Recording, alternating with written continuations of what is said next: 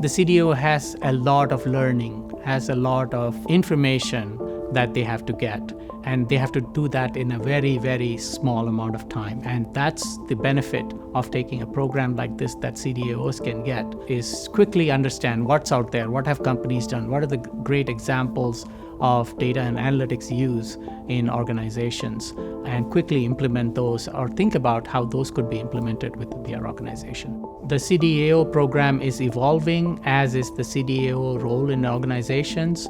So each time we present this course, we are updating with material, and we are bringing all our alumni to come and interact again with the current cohorts, and that way we are building a huge community of CDAOs, and not only locally but also across the country.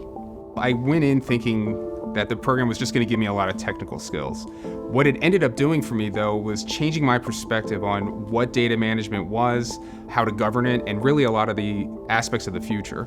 I found that there were two different types of skills that I walked away with. Some were very practical. With the data visualization class, there were some real techniques that you learned about how to take data and present it in a simple, consumable fashion. Those types of skills were very valuable for working with executives as well as people more in the middle management.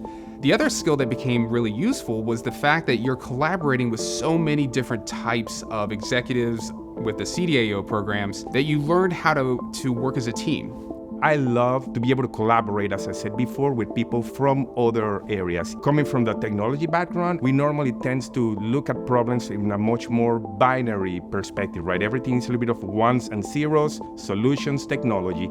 But seeing, as I said before, the human aspect, the business processes, the people that actually have to work the information, understand their cultural differences, their work dynamics, it really helped me understand that I need to understand those elements in order to be able to put very effective strategies around the way that we will use the information, the way that we protect the information, and ultimately use that information, that data, in order to help companies go through the journey of transforming themselves into data-driven entities. So if you're thinking about entering into a professional experience situation, you should really first be thinking about who else is going to be part of that session, right? You want to make sure that you are connecting with other folks, either in similar agencies or related agencies or organizations that you have the ability to benefit from. A lot of the benefit of these programs is really in the networking of the other participants.